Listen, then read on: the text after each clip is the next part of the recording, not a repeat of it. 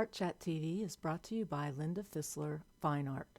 Visit her website at lindafisler.com. Welcome to our new sponsor, Red Willow Art, your one-stop shop for art. Visit us at redwillowart.com.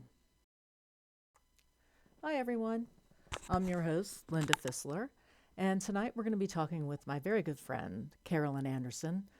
Have a lot of phone calls with Carolyn, and a lot of great insights are shared on those phone calls. So Carolyn is going to be talking about mastering edges, and a lot of it is how we see. So this is going to be a great discussion, and I hope you guys get a lot out of it and you enjoy it. Just a quick note before I bring Carolyn in. Carolyn lives in Montana, and therefore computer bandwidth is limited, so our audio may sound a little echoey and such. Please know that that is the way that it is, and mainly because Carolyn is joining us by phone. Really happy to be on the air tonight. Joining me as our guest is Carolyn Anderson, and we're going to be talking about mastering edges, which is going to be a great show. And as Carolyn mentioned before we went live on the air, it's a big subject that we're probably only going to be scratching the tip of the iceberg here on this, but naturally, as we get into this conversation, we probably will even identify more topics for a show that maybe we can bring Carolyn back for in the future. And we're just really excited to have Carolyn here and to be talking to us about that. And also joining me are my co-hosts, Blanche McAllister-Harris and Barbara Coleman. So we'll get to bringing them in a second. I got a couple of points that I wanted to bring up, just a little bit of housekeeping. Wanted to mention that our next show in June, we're going to bring Michael Harding back on. Okay. I'm not sure why that happened, but anyway, we're going to bring Michael Harding back on the show, and Michael will be talking to us a little bit more about paints, and I'll be in a number of conversations between now and when the show airs with Michael, and trying to figure out exactly what the topic is going to be. But that's our show in June. And then our show in July, I'm working with Jennifer McChristian and see if we can get Jennifer on then. She was supposed to be on our show in April, I believe it was, but she had a scheduling conflict with us at the last minute. So I'll be talking with Jennifer to get her on as well. Also wanted to mention, for those of you that do our painting challenge, the new painting challenge is up, and we've actually tied it to this show. It's about edges, and there's 4 paintings that you need to paint. One that concentrates and helps you get in your mind what hard edges are, and then you paint another one that has soft edges, and then one that has a large number or as many lost and found edges as you can in the painting. And then the 4th painting, the requirement is that you have a hard edge, soft edges, and lost and found all in one painting. So it's kind of a way to imprint on your mind, how to create these different edges and give you a little bit of practice as well. And then you share all 4 of those paintings with us and talk about your findings and your experience in doing it. So that Ammo Painting Challenge group is over on Facebook. You're more than welcome to join us. So you have to ask to join, and either myself or Jesse will be glad to add you. And then there's a bunch of information there, and it's a great little community. Everybody's very supportive over there, and we enjoy seeing everybody's work as well. So with that, that's basically all the housekeeping I have to do this evening. So I'm going to bring in Blanche. Hey, Blanche, how you doing? Hey, Linda, I'm doing well. I'm busy here doing lots of painting, and I just had a piece juried into the Oil Painters of America salon show in Michigan this coming June, so I'm getting ready to ship that. And congratulations. I understand. Thank you. I understand you've got some news, too, with some of your paintings. Oh, well, yeah, it's a little contest that was done here in Middletown, but it's great because my work's going to end up being published in the public domain kind of thing. And it's going to be used as a painting that I did of an old opera house here in Middletown. It's a very old building, and they're trying to revitalize that building. And so there was a set of criteria that you had to paint for and to, and basically it was, I created the painting and called it Grounded in Our Past, Creating Our Future. So it kind of moves from the left-hand side of the painting from, very ghostly-looking old buildings that are no longer there up to what the Sword looks like today, the Opera House looks like today, and goes from very subtle color to very vibrant color so that, you could get the feeling of having a great future. And that's supposedly going to grace the cover of a CD of what local musicians are pulling together. So, but thank you for mentioning that. Yeah, that was quite exciting. So. Yeah, that is. That's great. Yeah. That's great. So, but yeah, and congratulations on your OPA show too. That's no small feat. That takes a lot of effort. So, congratulations. Well, thanks. Yeah. And Barbara, if I'm not mistaken, I think you got into the show as well. Is that correct? Yes, it is. I just shipped my painting off today to that salon show, and it was one of those frustrating UPS days that I got that shipped off to OPA, and then I'm participating in the Weekend in the West up at Evergreen Fine Art, and got the 3 paintings shipped off to that show as well today. So with that done, I'm ready to just start painting, and I'm extremely excited to talk with Carolyn this evening and speak about Edges. I'm a real fan of her work, and congratulations to you too, Linda, on that award. That's wonderful. Yeah, it was fun. It was a fun little experiment to do. So, but yeah, just good news all around for us. That's pat ourselves on the back. Yeah. So, and with that, I'm going to read a little bit about Carolyn, and then we'll bring Carolyn in to say hello. So Carolyn's a nationally recognized artist, is accomplished pastelist and oil painter. She was born and raised in the Chicago area and attended the Illinois State University. She joined the VISTA program, Volunteers in Service to America, in the early 70s and was assigned to work on an Indian reservation in Montana. She eventually returned to Montana to live, and she's a master artist with the American Impressionist Society, a member of the Northwest Rendezvous, and participates in many of the nation's largest shows, and has had her work featured in numerous publications, including Southwest Art of the West, American Artist, the Big Sky Journal. And awards include the C.M. Russell Artist Choice, several NWR, which is the Northwest Rendezvous Award of Excellence, 2 C.M. Russell Best of Shows, and several Master Awards of Excellence for the American Impressionist Society. Carolyn teaches numerous painting workshops across the country. She's taught for the Frye Museum in Seattle, Walt Disney Imagineering, and the Scottsdale Artist School, and also the Fetchman Artist School. Her work is in a collection of many well-known artists and also in the collection of the Montana Historical Society. Welcome, Carolyn, and thank you for joining us. Thank you for having me. And like Barbara said, we're very, very excited, and I want to jump right into our conversation about Edges if we can, because we know we've got a lot of things to cover. So I'm going to turn it over to Blanche and let Blanche ask you the first question. Okay. Hey, Carolyn. Hi, Blanche. This is a big subject, so I thought I'll just jump right in. It'd probably be a good start to understand edges from some kind of foundation or beginning. Edges are probably the most challenging, and therefore we could probably say one of the most misunderstood tools in an artist's arsenal. A lot of that has to do with the importance of understanding how we see. Can you talk about how we see and how that corresponds to how we should capture it in our paintings? Big question. Okay. Well, first of all, I want to say that no artist should be intimidated by edges. Painters have had a handle on dealing with edges since at least the 1500s. We've got a long history here of edge painting. Exploring the technical aspect of painting edges is really available to anyone who has access to images from any of the artists we consider masters.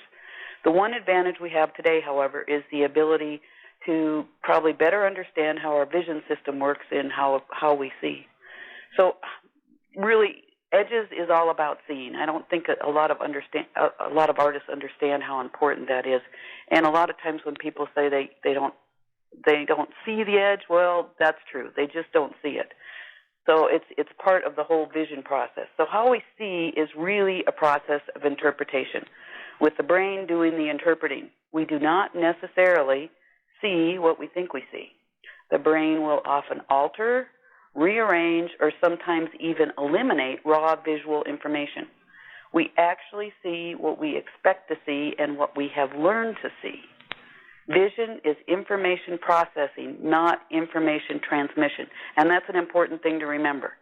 So we aren't like recording movies in our brain here. The brain is processing everything that we see. So a good example of this, in my workshops, I like to convince people first and foremost that they don't see what they think they see. And a good example of this is something we do all the time, and that's look in a mirror. So we see ourselves as life size in a mirror. But if you actually measure the image looking back at you, you'll see it's really only about 1/2 life size. I call it the little shrunken head. Wow. Yeah, that's quite a difference. And it's really easy to do. You don't even need a ruler. Just stretch your hand out, hold it up against your face, and then measure against the mirror. So what we need to understand is how what we think about something can actually impact what we see. And that's a good example of the whole head thing. We know ourselves to be life size. We tend to see ourselves as life size. If you walk into your kitchen in the morning, for example, and you see some fruit, maybe a banana, an apple, and an orange, it is probably a choice of maybe something to eat for breakfast. But if, on the other hand, you take that fruit, you arrange it on a table or set it up in your studio, maybe throw a light on it, it becomes something else. It's no longer an apple, an orange, and banana. It becomes a still life. And then the individual fruit becomes part of a larger scenario, and instead of individual objects, we now have a relationship of visual information based on shapes, color, value, and, of course, edges. This is visual information we don't necessarily need to see on a day-to-day basis. When you walk into that kitchen, you want to know if that stuff is ripe and if you can eat it, right? So we don't qualify some of that visual information that is actually always there. So we just really don't see much of this information unless we learn to look for it. The way that we actually see, and a lot of people don't really grasp this concept, we actually tend to see in symbols. And those are learned symbols, and they're kind of what I call a simplified version of reality. And we've acquired all this symbol set information from childhood. So, for example, oranges are round, apples are red, just good basic information. So on a day-to-day basis, we don't need to quantify the light or the shadow or exactly how the color is affected by the light.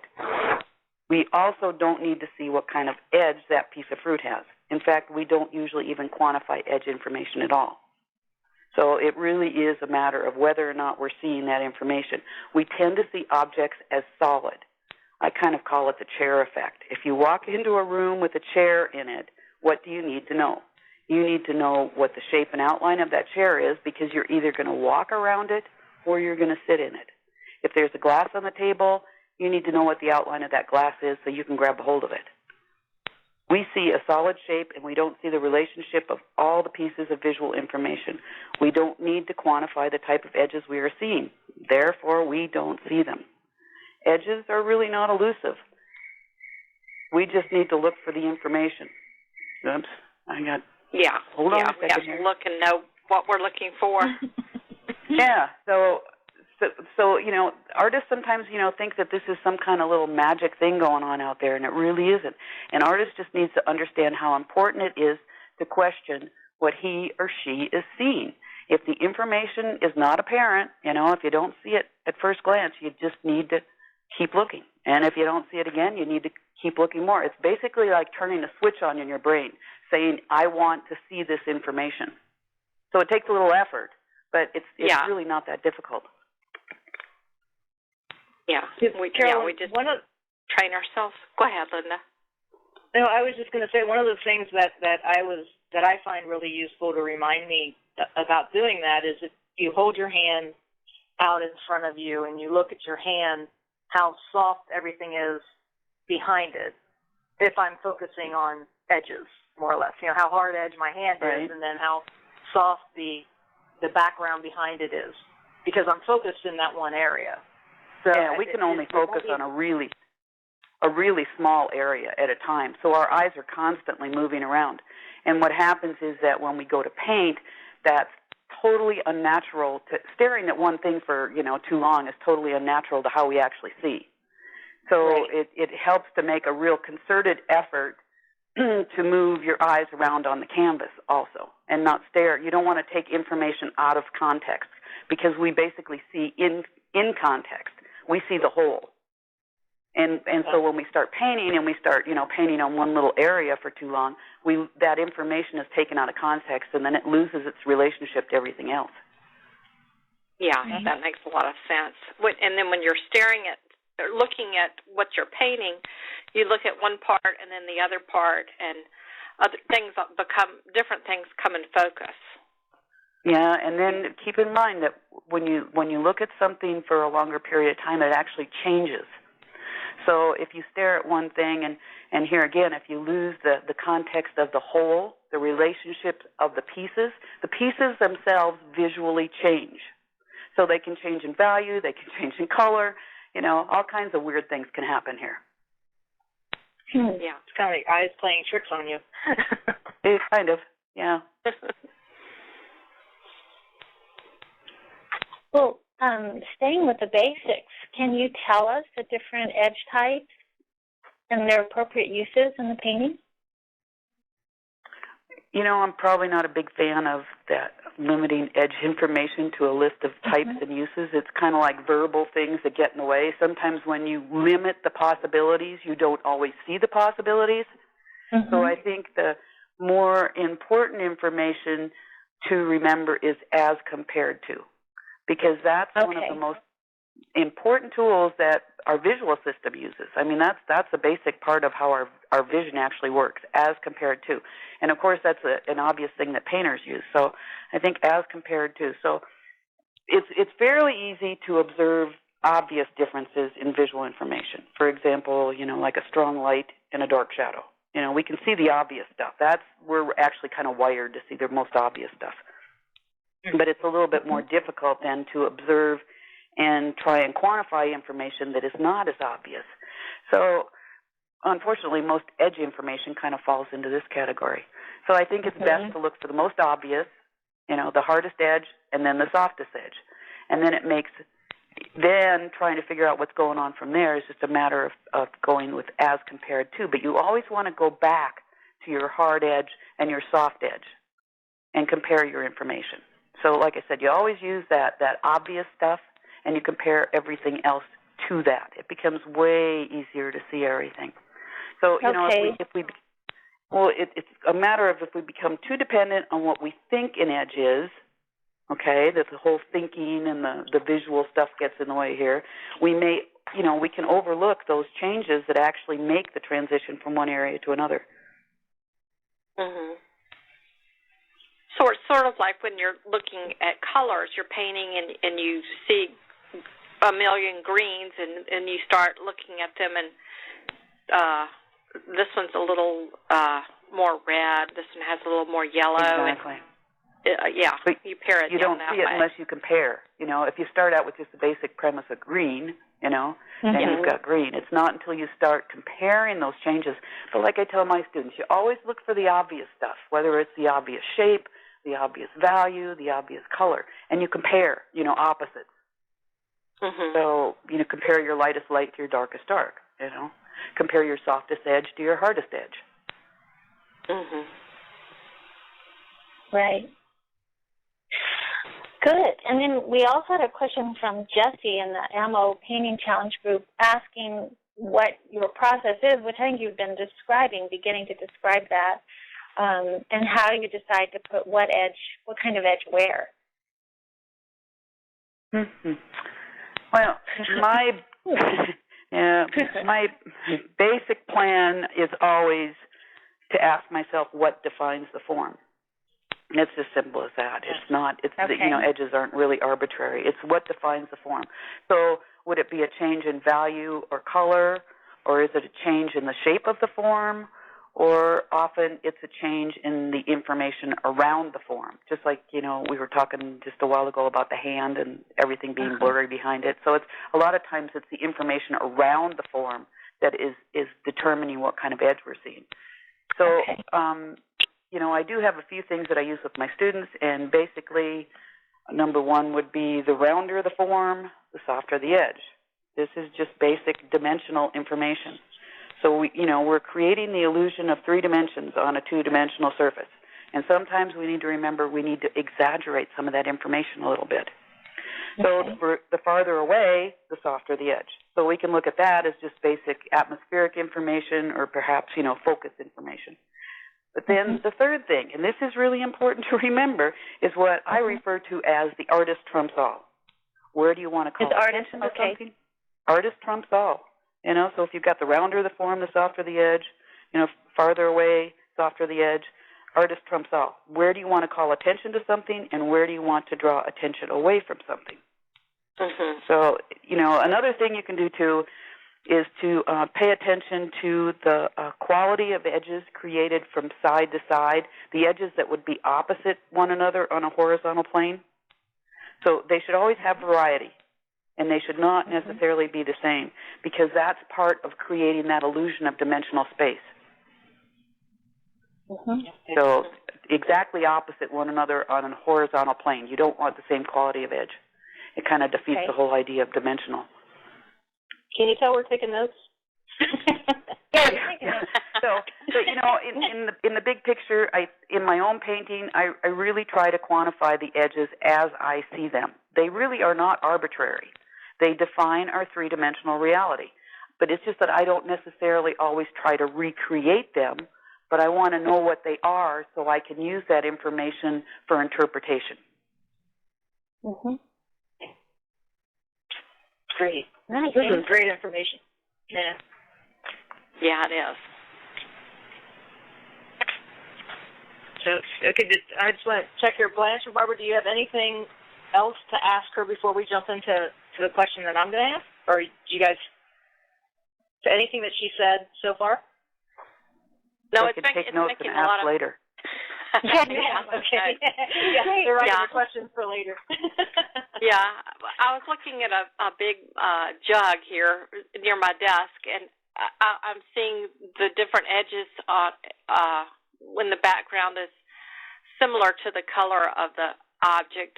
The edge looks a lot softer, and then when the background color contrasts with it, the edge looks a lot harder. I guess those are the lost and found edges where it's about the same value for the background and the color of the object. But value is one of the most obvious factors we deal with as painters. That's just it's easier to see value than it is color for a lot of people. It's easier to see value than it is to quantify edges. And like I said before, noticing obvious differences is a primary component of our visual system. So we're more likely to see more contrasty value than anything else. But color can do the same thing, kind of with not. I don't want to offend all the colorists out there. However, I call seeing color an app, because basically in the evolution of human vision, value, contrast, and movement came first. They're primary to the visual system. Color kind of is an add-on, if you will. But we have to recognize it's really important when we're painting. So, I don't think a lot of times artists consider how the information around something alters the perception of the edges. So you do have like inherent, change in edge depending on the object. Is it a crease? Is it a cardboard box? Is it rounded? And then even pay attention to the fact that something, let's say like an orange, for example, even though it's round, it's not like round like a circle. It still has a variety of edge, and that variety of edge comes from the light that modifies the form. Yeah. And then we get the information around it, whatever's going on. Like I said, it's not. If you go to paint stuff like that, it's not just a piece of fruit anymore. It's part of a whole. It becomes something else. Yeah, so we're painting a bunch of relationships. Exactly. And on. Yeah, and ultimately, a lot of this is what I call a mind game, because we need to be really careful sometimes of naming the thing, if you will. I love it when I get students that, figures and backgrounds always seem to be an issue, and I understand what's going on, and I understand what is a problem, but I always tell students if they've painted the whole head and they get to the end of the painting and then they go, what do I do with the background? They've got a problem. Because right from the beginning, they set up a separation from what they already painted to information that they consider just to be around what they painted, So you don't see it as a whole then. Yeah, that makes a lot of sense. Do you use edges to move the eye through the painting? Well, obviously sharper edges are going to catch the eye, More, soft edges, it's like going into shadow, it kind of disappears. So, soft edges are going to catch the eye. There's a lot of different ways to kind of hold the eye in certain areas for a little bit longer, and obviously edges are one. But you also need to keep in mind that that's part of how we see, because everything's not in focus. The brain is pretty much taking all kinds of these jumbled pieces of information and putting it together into a picture based on what you already know and what you expect to see. So when we look at something, we only see that small area that's actually in focus. So that's why a lot of times, paintings that have too many edges just don't look real. Yeah. Mm-hmm. And when you have a focal point in a painting, those edges would be more crisp than the ones on the periphery? Well, generally, sure. You don't want your sharpest information going off the edges of the canvas. It's just like there's certain things that I call are like tools in our tool belt, if you will. It's like the lightest light and the darkest dark is going to hold the eye too. So a combination of those factors can be used in any painting. But it's you don't want to overthink it. Is that the problem comes into painting because we're going from kind of right brain and left brain information, and we're going back and forth between handling different kinds of information, and that's a difficult thing to do. It's a difficult thing to consciously go back and forth, left brain, right brain, and it's back and forth. But there are certain things about painting that facilitate that, but you need to always, like I say, you need to just make sure that this is a little bit of a mind game here. So you want to stay as much as possible in that right brain mode, which is seeing relationships and it's seeing the whole. Mm-hmm. Yeah. I used to teach drawing at the university, and getting into right brain, left brain mode, and the symbolic system that you describe is so powerful that until you become conscious of it, and even when you are conscious of it, it can still slip in. And definitely. I would have the students. I say, look, you can just draw me a cat. Just draw me a cat. There's no cat here. You can't see a cat. But just draw me a cat. And in general, almost everyone would draw the symbol of the cat they made up when they were 6 years old. Yeah. And it was just all there. And then when they see the real cat and get into the miracle of the specificity of a real cat and its angles and proportions and the value of the light, shadow, that was so fascinating to get into that. And then they'd start to see the difference about, seeing the real visual information versus what we worked so hard to create when we were 6, 7, 8 years old, that whole symbolic system. Mm-hmm. And that symbol set of information lasts throughout our lives. And, basically, most people, and I'm not saying artists, but most people have probably the visual language IQ of a 10-year-old, because by that time you've pretty much learned everything you need to know about how to navigate the visual world. And people don't go beyond that because they don't need to. Yeah. And when they're teenagers, having raised 3 of them, when they really want to draw something that they see and get to that next level, there's often not a lot of help of how to get over that stumbling block of your symbol system to real seeing. And so then they get discouraged. A few criticisms and they just give up. Right. It's a tough thing. They reach a point where what they want is real. And then, most people aren't capable of teaching that, so. Yeah, they're not. They don't know what you've even been describing, and it's frustrating. It's heartbreaking to see, actually. Mhm. Yeah. On one of our previous shows, Carol, we had a guest say that edges are the soul of the painting. And, of course, that gets into some very esoteric type of relationships, if you will. Like, if you think about souls, and it's a very intangible thing. And, and of course, you're starting off and you're saying, this isn't that elusive. Well, it's kind not, of, but what do you think? I think the statement's probably pretty accurate, though, because of what we were talking about, how on a day-to-day basis we don't qualify edges. It's just is visual information that is not necessary, okay? And so because most people don't see edges, they can obviously have some kind of, elusive quality. But right. I think edges are really part of that scene information that, most people just don't notice. So as artists, that's our job, is to see the relationship of visual information and to paint those transitions. There's a book that I read. In fact, it's probably the absolutely best definition of edges I've ever read, and this actually came from a gardening book, not an art book, which is kind of phenomenal. But the book is called Gaia's Garden. It was written by Toby Hemingway, and I have to give her credit because I use this quote all the time. Anyway, in it she wrote, and I think this will totally answer your question here, edges are where things happen. The edge is richer than what lies on either side. The decision to increase or decrease an edge depends on what lies on either side of the edge and what we want to see from it. Edges allow us to define spaces, see their boundaries, as well as what flows across them. They are places of transition and translation, where matter and energy change speed or stop, or often change into something else. Oh, that's beautiful. Oh, that's, it what is. Was the name of that book? It was by Toby. It was Gaia's Garden, home scale permaculture or something. I don't know. Written by Toby Hemingway.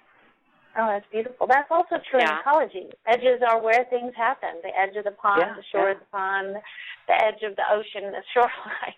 Exactly. And so, obviously in gardening, you could be talking about the transitional area, let's say from green space in your backyard to the edges, perhaps towards a fence where, and that's where stuff happens, where you'll see the birds and things like that. So it's just a great quote. I hand it out to all my students. Yeah, that is a really nice quote. So, Carolyn, can you talk a little bit about, how edges convey mood and feeling in a painting? If we go into that realm a little bit. Probably not. I'm not. I'm not a mood painter. Okay. I think my paintings create a mood because I use lots of found information. But I don't say. I'm real careful around what I consider can be information that can go trite in a heartbeat. So because some of that stuff just gets a little too obvious. So I figure that a good painting will have some kind of soul to it. It'll have some kind of feeling, So I don't really need to impose something on it, And so it's more of what happens while you're painting versus saying, I'm going to make it happen this way, or kind of. It's just something that creates. I mean, it's just we can fall into trite little symbol patterns easily, and it can be the same thing with mood, Like I say, over the years, I continually go back and forth, and I paint children, and I look at some of the subject matter I've chosen to paint over the years, and I have to say what I've done, and I realize it now, is I've taken what could be really trite information, like a head of a little kid, for example, and tried to make the paint itself speak strongly enough that what you're seeing is not trite information. It's not necessarily like, oh, what a cute little kid. I mean, it could be a cute little kid, but that's not the primary reason why I would paint it. so I'm probably not a good person to speak about mood in painting. but I don't know if that's true or not, because like I said, I look at your paintings and like you said, they do create a lot of mood and stuff. But that doesn't mean that that's where you're. I think that probably does come from the lost and found edge information and lost and found information. Yeah. Okay. Well, Carolyn, and you know what? Go ahead. I was just going to say I do appreciate that. That honesty in your answer, Carolyn, because I'd rather hear you say something like that than sit here and talk for 25 minutes about something that you don't believe in.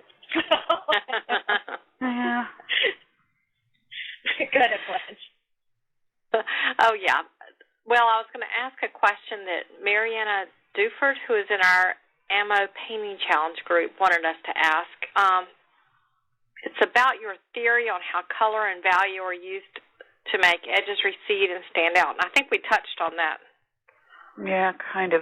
Yeah, well, like I said, a little bit. Value is one of the most obvious things that we see, okay, and especially higher contrast. But I think what a lot of artists miss is the fact that you can turn a form or soften an edge just by using a color change. You don't necessarily have to change the value, and that's an important thing. I mean, in order to keep a value pattern, fairly clean and not too cluttered up sometimes, you need to remember that you can just change that color tone just a little bit, and it will turn the form. It's just amazing how, you think it would have to be a value. Well, it does not have to be a value at all. And on the same token, you can create a harder edge by using, a little bit of contrasting color, and it's still the same value. Now, you can also lose edges, or soften them by having the same value, for example, and then changing the color. So, there's a lot of uses for just using color information and not always value information. And especially when you want to turn and transition something into something else, and you don't want to, value sometimes is, isn't always the tool to use. And so color is really handy that way. But I think the one thing that a lot of artists miss, however, is that color creates a pattern, just like value does. And it basically comes down to the science of color. And as artists, we can just sum it up pretty much as, like warmer light, cooler shadow, cooler light, warmer shadow. It's a science there. So, in other words, if you're going to go from, let's say, a blue to a red, you're going to have some kind of transition in there. So it'd be more likely you'd be going, let's say, ultramarine to alizarin instead of ultramarine and going to cad. It doesn't work that way. So I tell my students just to think about a rainbow, because that's pretty much what it is. That's the science of light. Of science of color. So, you need to think about those transitions in your painting. But it really is useful, and I use it quite a bit, where I just need to turn an edge just slightly, and I'll just change the color temperature just a little bit. Keep the value the same, but change the color temperature. I know you weren't prepared for me to ask this, but are there some books that you could recommend that artists need? A real obvious one, but I know some people kind of maybe turn up their nose because they think it's a little too basic or something, but I tell all my students that Drawing on the Right Side of the Brain should be in their library. The book that it's a great book.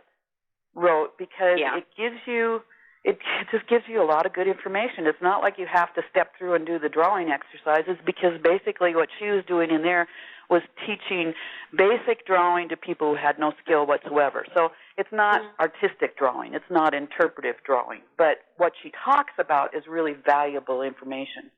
I think, so that's a great one. I always tell people, Richard Schmidt's Alla Prima is, can't be beat for the wealth of information.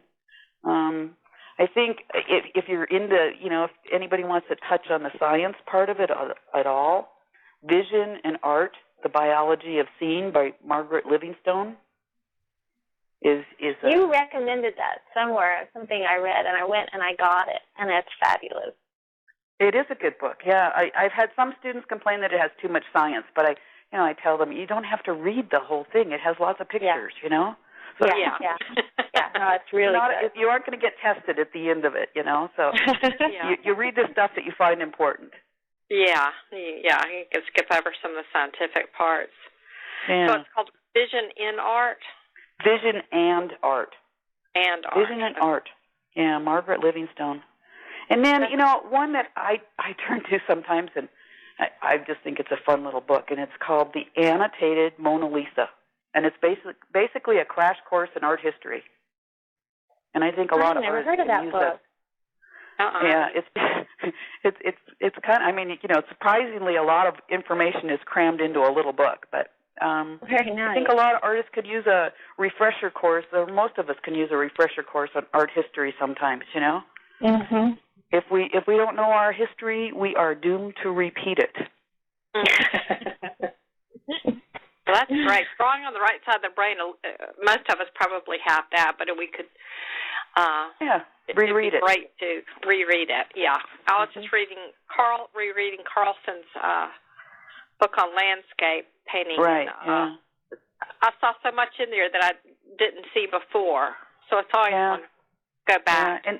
And, Robert Henry's The Art Spirit. That's another classic for artists. Oh, yeah. That's a great John book. Sloan also wrote a book that was pretty good, too. I can't think of the title offhand, but that was, John Sloan from the Ashcan School. Oh, Gist of Art. That's what it was, yeah. Gist of Art, okay. Yeah, okay. And that's got interesting stuff in it. Well, we're over here making lists as fast as we can. I know. Yeah, there you go. Scribbling away. And there are lots of books out there on visual stuff, some more basic ones like, I have one in my library called Basic Vision, an Introduction to Visual Perception. There's another one called Perception, and they're fairly straightforward intros into visual perception for anyone who's more interested in that. Mm-hmm. Yeah, it's interesting when you... Well, that's great. Thank you. Go ahead, Linda. I was just thinking it's interesting when you start looking at all the different subjects that Carolyn has listed here, just with the list of books. I mean, you got into the study of vision, how we see science of that, and then the art history part of it and all this. And it's like, how can you, I don't know, it's just a point, we don't have to get into it, but it's like, how can you say that art education in schools was not important? I look at the different subjects that we the important thing to remember about art education that a lot of people is that it changes the wiring in your brain. It changes your perception. And that's the important thing. It's not just some little activity we get kids, to do and give them paper plates to cut up or something. It's like learning another language. It's just important facets to brain wiring that are tapped into when we learn art. Mm-hmm. Yeah, and I found it really interesting too. I was having a conversation with Michael Pierce out at Cal Lutheran, and he was making the comment that I think 11% of art purchases are happening in the U.S. And I can't remember the exact percentage, but it was close to 50%, if not over 50% of art purchases are now being made in China. Interesting. And it was just, and I said, as Michael and I were talking, it was like, well, look where we are in the U.S. where we're not teaching kids to appreciate art. We're not. Exactly. So it's not surprising to me that number in the U.S. is going down. They don't know how to appreciate that. No, they don't. And when the interesting thing that I found over the years, when people do not understand visual language, they don't understand the spatial relationships and, et cetera, then they have a tendency to focus on the detail. And that comes back to that whole symbol set of information, because that's what we're comfortable with, and that's basically what we learned as children, Make sure you draw all the little fingers and the little buttons and the little things like that. And that's where people's visual language kind of gets stuck. Right. It's unfortunate. Yeah, it is. Now we get a little bit off topic here, but that's okay because I think it's been a lot of good information. So I think, Barbara, you do have the next question? Yeah, we have another question from the Painting Challenge group from Cruz. And so he wondering, he says that painting is a mix of what you see and what you recreate, playing with color, values, light, and edges. And he says, I can imagine Carolyn is challenging herself all the time with creativity. And he wants you to tell us a few of your transition or edges exercises or challenges.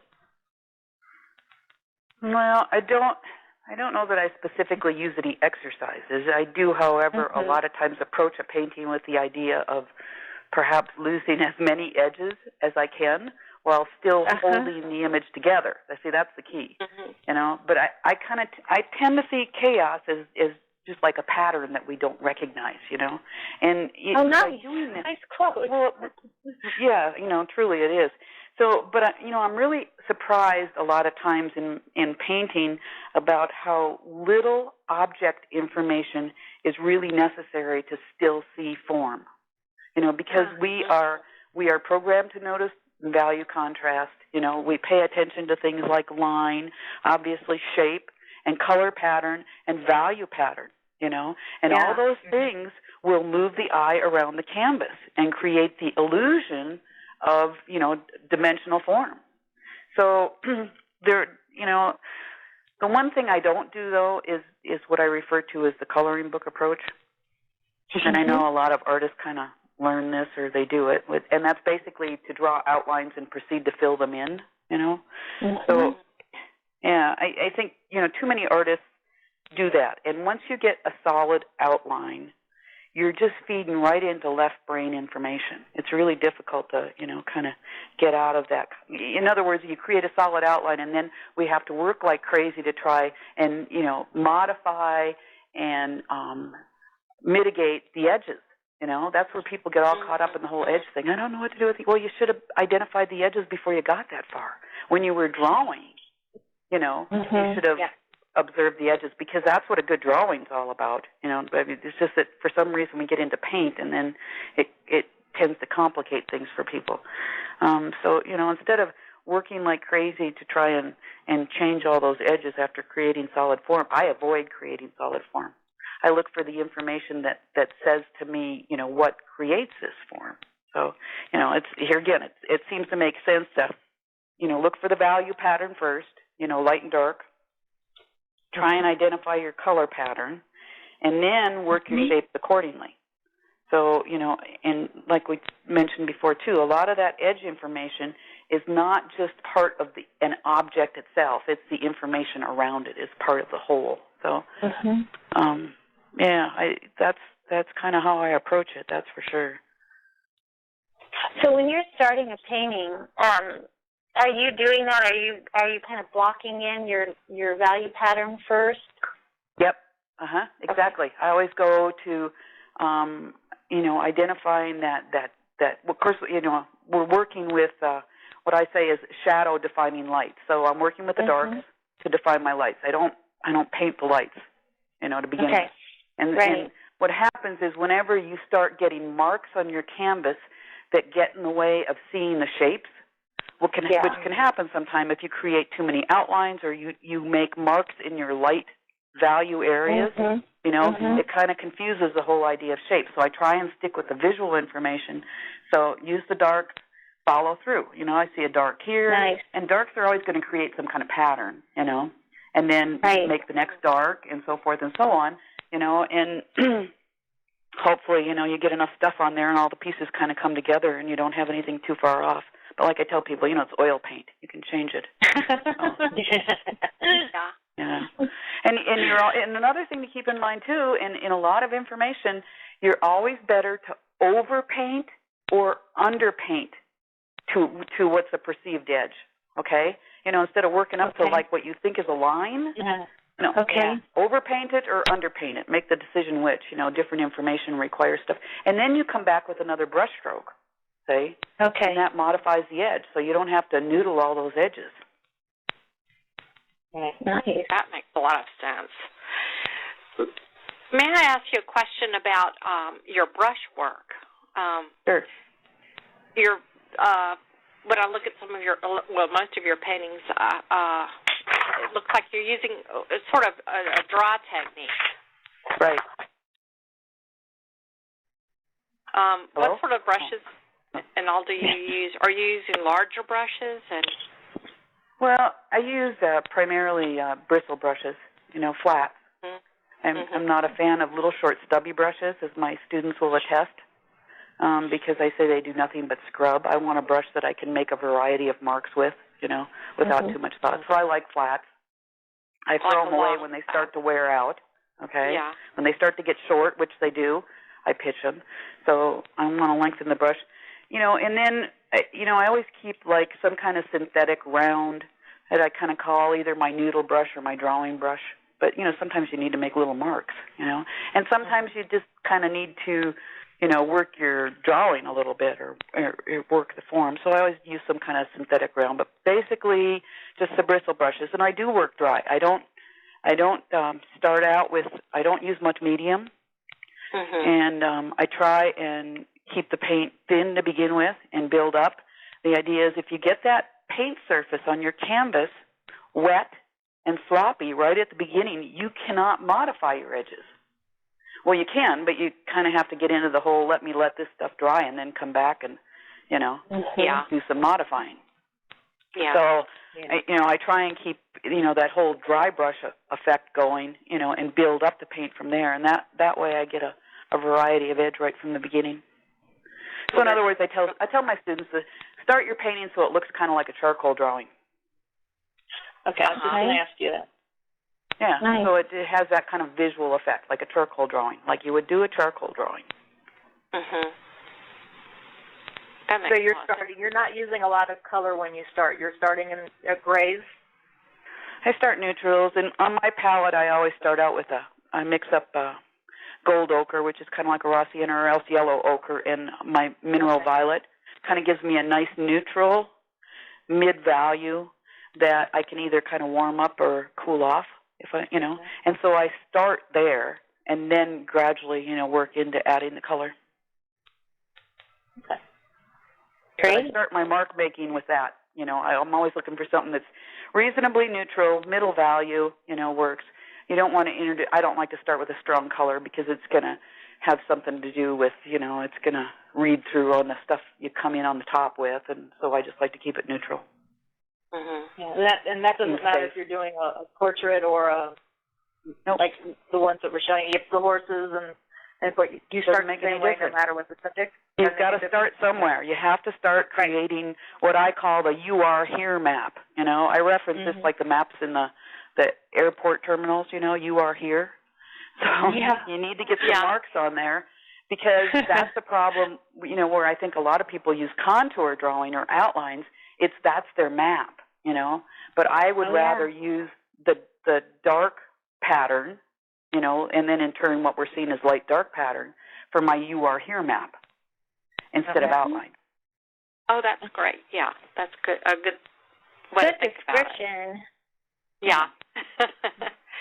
And it looks like your the canvases are have a lot of texture to them. Well, reasonable amount. I usually use like Clausen 66, which is, considered more landscape canvas, I think, than portrait canvas. But I don't do typical portraits, so. Yeah. Well, they're just beautiful. Thank you. One thing I want to touch on, Carolyn, was something that we talked about before we went on the air around photo reference. And I had made the comment to you, which was a misperception, that, you can tell when someone takes from a photograph because everything's hard edged and the photograph is all hard edged. And you said...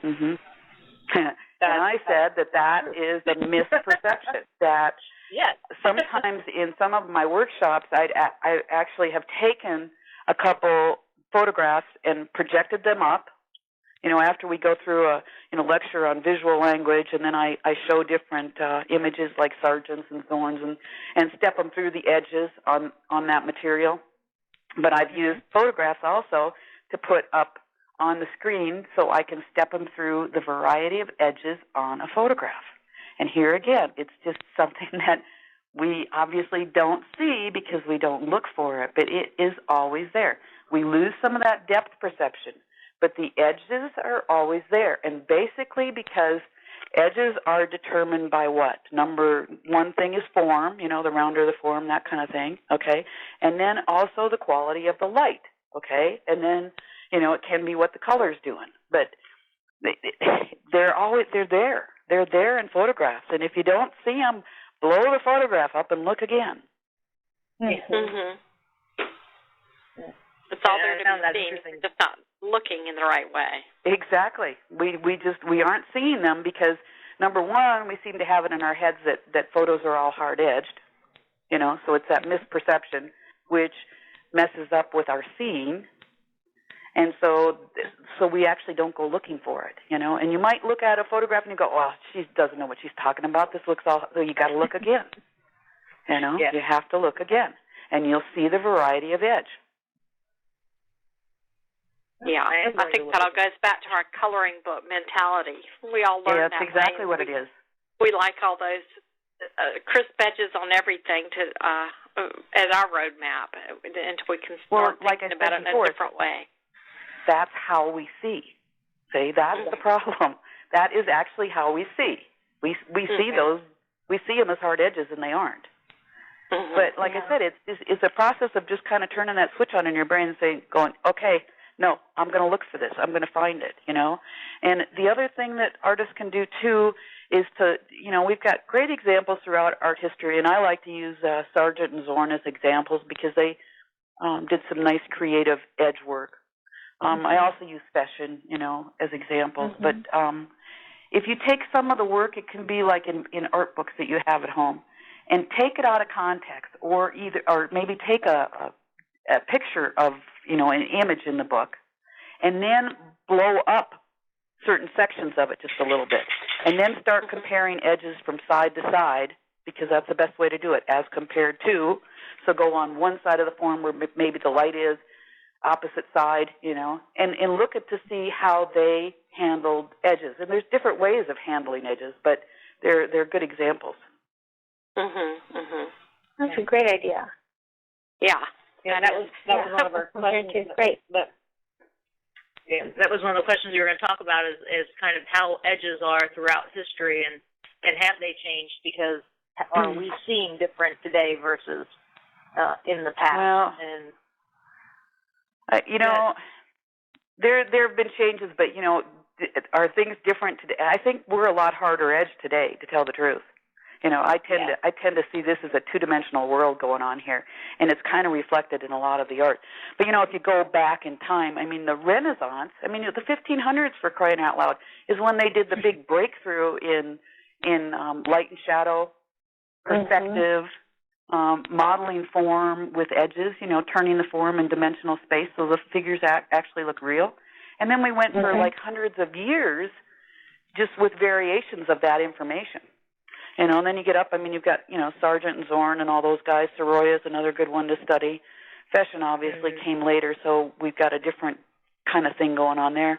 But then you got the Impressionists, that was over 100 years ago. And you talk about expression and losing information, hello, Right. Absolutely. So it's all out there. Like I said, if we don't know our history, we are doomed to repeat it. Yeah, it is true. It's just like you said, just picking up a book and opening up any of the books that you have in your library of past masters or past work, and just sitting there studying that is not time wasted. It's a good investment. No, but like I said, sometimes you need to take the information out of context. Like, say, if you're looking at a Sargent full figure thing, like the whole figure, no, you need to find a close-up of it to actually quantify the edges, for example. Get out that magnifying glass and just look at one little area. Oh, yeah. That might blur it a little bit more than we need, but yeah.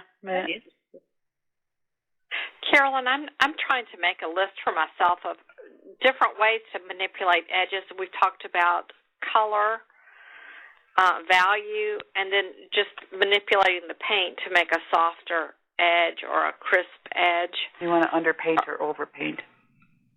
Underpaint or overpaint an edge, never up to.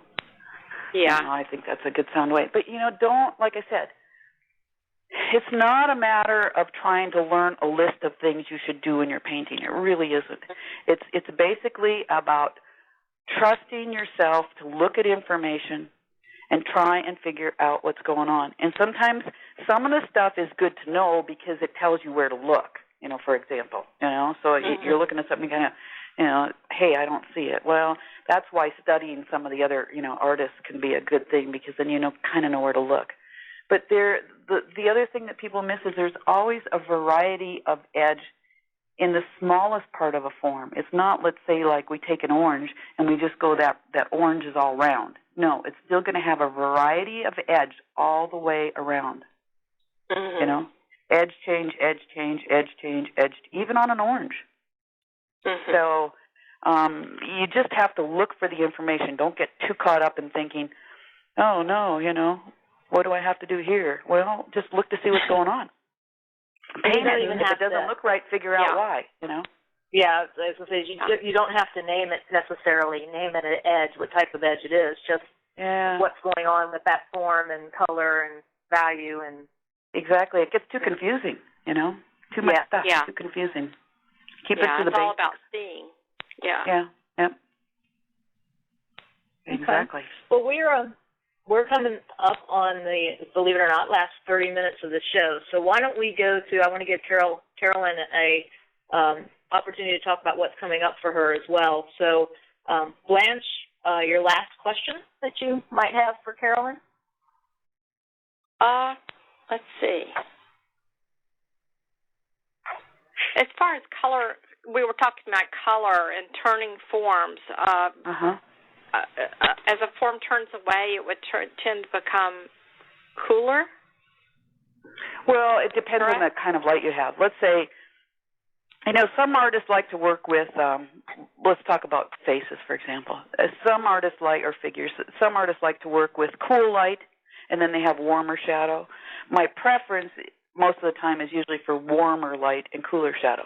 So let's say you've got a forehead shape, okay? And basically that forehead shape is going to be kind of rectangular probably.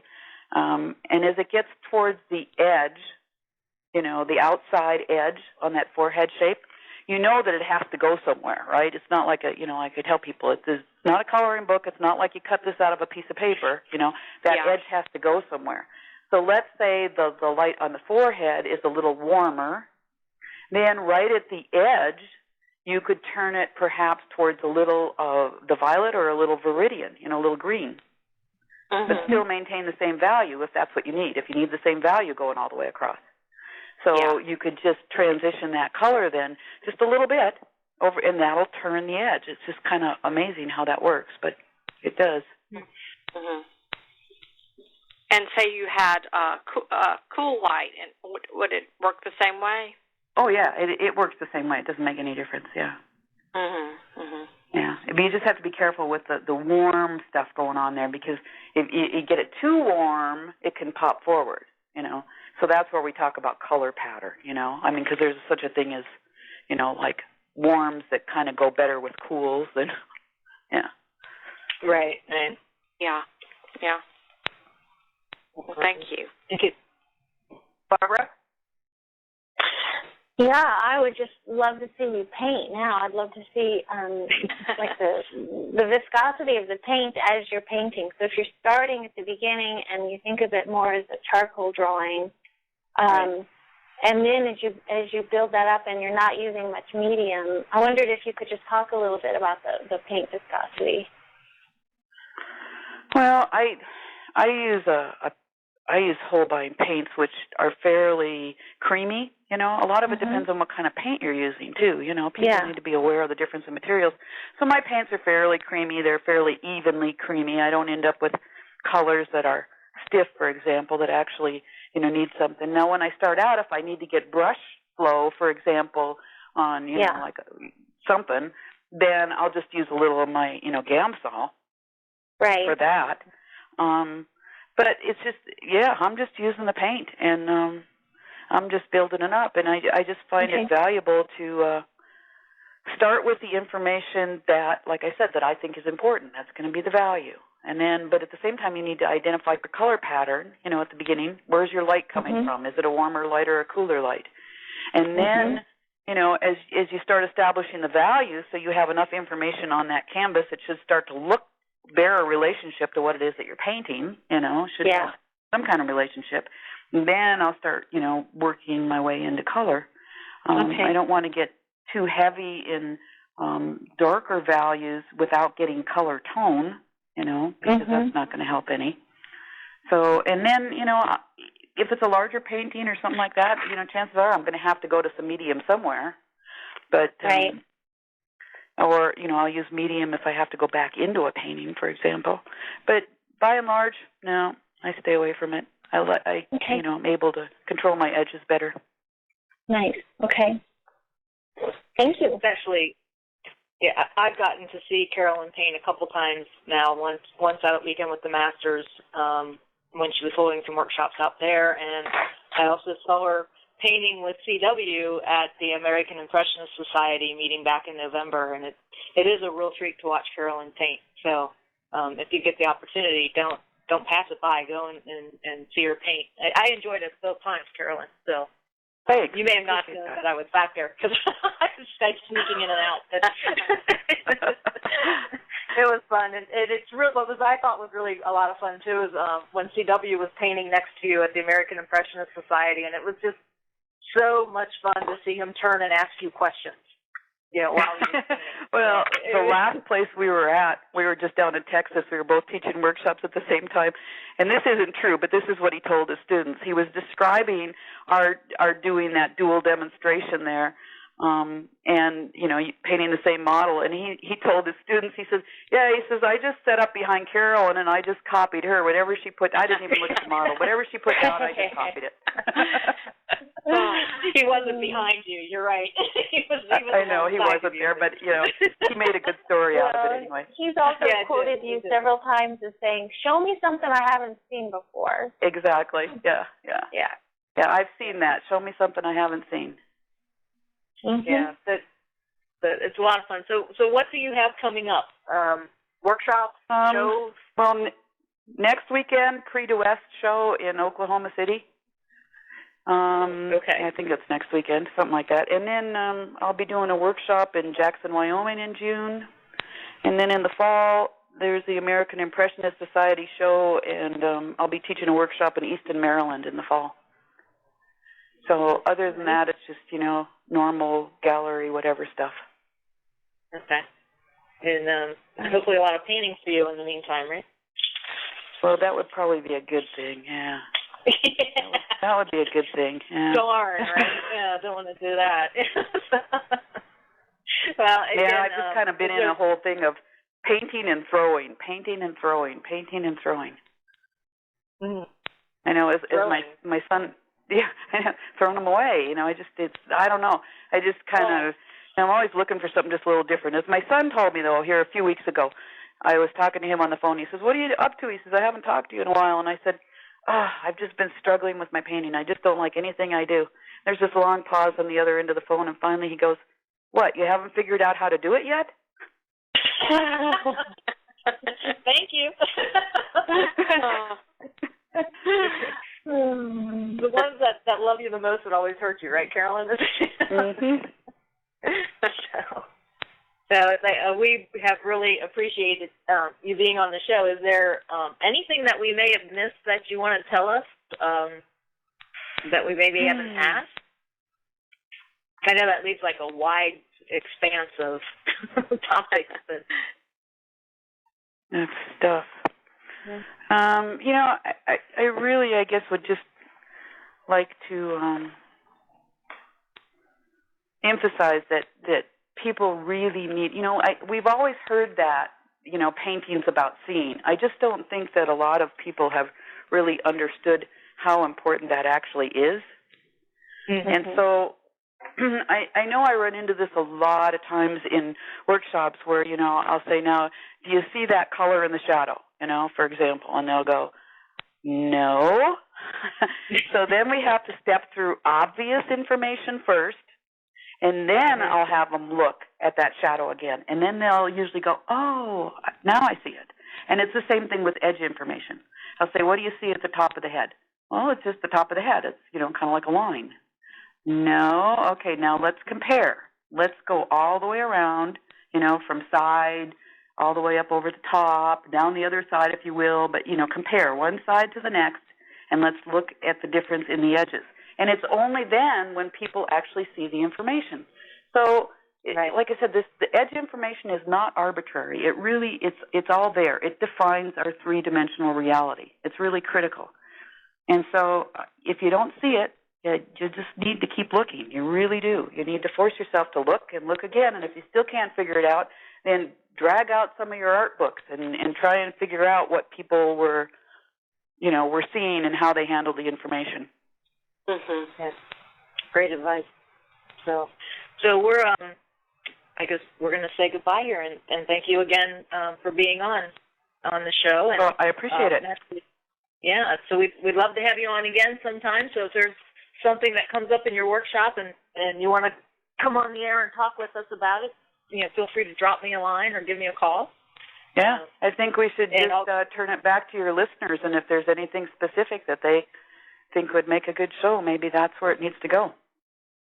That would be great too, and they can do that through the painting challenge, or they can drop me an email at my website, or Carolyn, I know that you have a contact. I think contact. Yeah, it's on my website. Your website as well.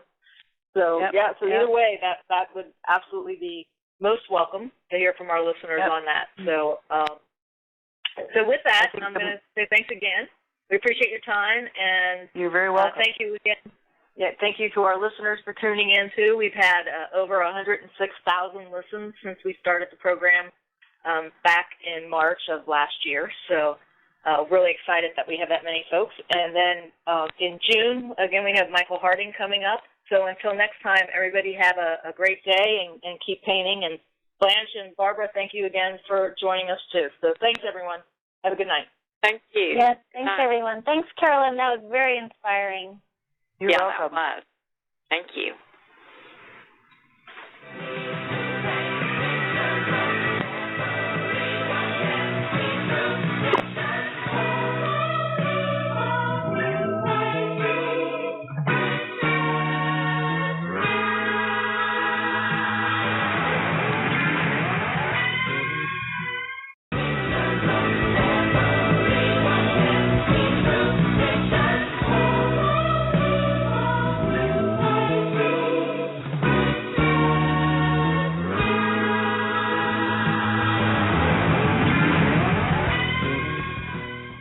Art Chat TV is brought to you by Linda Fisler Fine Art.